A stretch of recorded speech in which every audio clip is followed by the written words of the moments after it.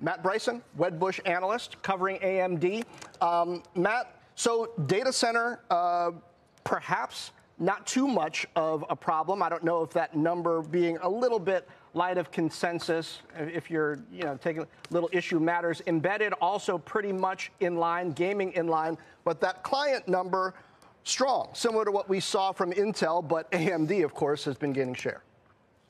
Yeah, no, I think that's exactly right. We got what we saw from Intel.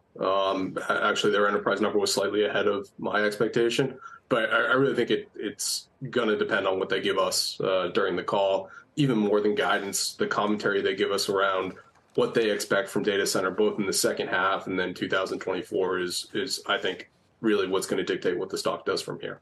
What about this accelerator effect that we heard about from Intel, where the hyperscalers are spending more on AI, and for them that's meant more on NVIDIA versus Intel? I guess in a way you're seeing maybe some of that reflected in AMD's data center numbers, but how much does the commentary matter around that?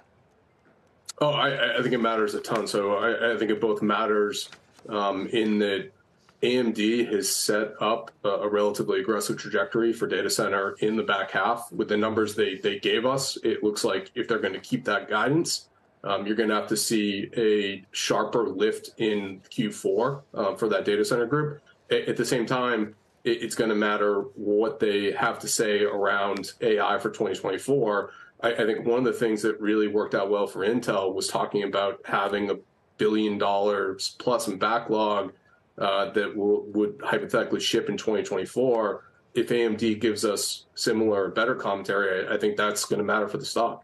All right. So if you get commentary like that, I realize you already have an overweight on the stock, $145 price target, which represents some significant upside from here. The promise of AI, at what point do you need to see it actually realized for an AMD? I mean, for AMD, they have to deliver within the next few quarters in the sense that they really have to begin shipping MI300. It has to begin turning into revenue. But at the same time, they've already carved out a space, particularly in supercomputing, where other than NVIDIA, they are the AI silicon of choice. So I think right now they are in second place. And if they can maintain that position, hypothetically, they can tell us that they're looking to ship more than $1 billion next year. So what are you going to ask Lisa Su on the call?